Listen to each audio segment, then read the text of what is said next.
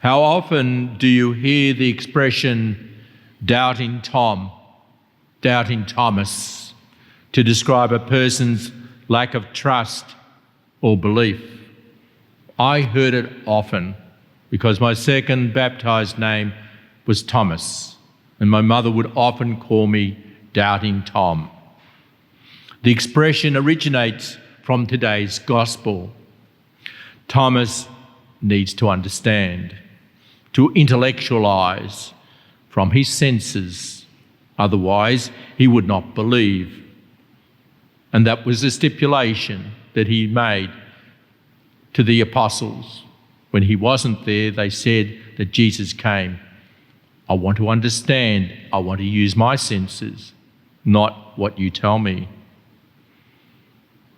To believe that Jesus, the man who he knew, was also God. For unless he saw, unless he touched the wounds of Christ, unless he heard the words Jesus spoke to him personally, Thomas would not believe that Jesus was his Lord and Master and had risen from the dead. Yet we all can relate to a doubting Thomas syndrome. Yet faith in the real presence cannot be intellectualized through the senses. For the host looks like bread, tastes like bread, feels like bread. It's a wafer of bread before the bread itself is consecrated.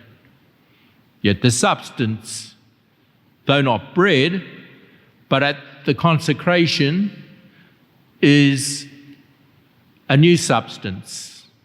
It is the body, blood, soul, and divinity of Jesus Christ. The same Jesus, the same person, the same body, the same blood, the same heart, the same divinity, the same human soul of the person Thomas heard say, "Put your finger here and see my hands. Bring your hand and put it into my side."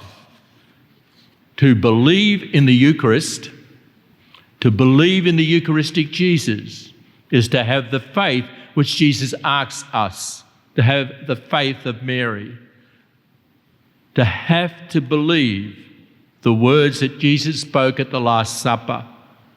"This is my body. This is my blood." Yet God cannot be seen with these words said by the priest. St. Thomas did see God in the person of Jesus, and he spoke to him. We cannot see God, but to really believe in the real presence, we need the faith. And St. Paul explains it.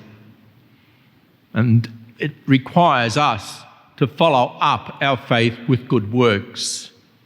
The good works are to receive him in Holy Communion often, to go to him in adoration in the Blessed Sacrament, to foster true devotion to the Eucharist by extending the hours of Eucharistic adoration in parishes, in chapels of adoration.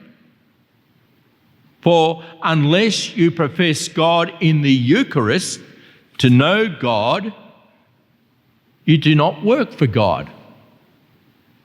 And St. James said that you need, for good works, to believe.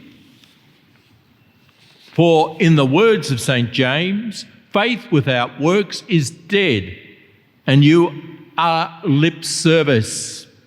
Therefore, no longer doubt, but show yourself belief in the real presence of our Lord Jesus Christ by going to see him, especially when you are wearied and burdened.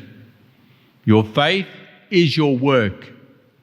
Your faith in Jesus in the Eucharistic species will transport you to the Blessed Sacrament, to heed, to the woman of faith, for she is really to be asked to help you, for she is your mother.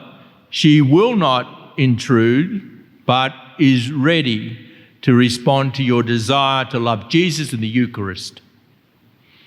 The Word made flesh. The same flesh from her flesh is the Eucharistic host in substance, the person of Jesus.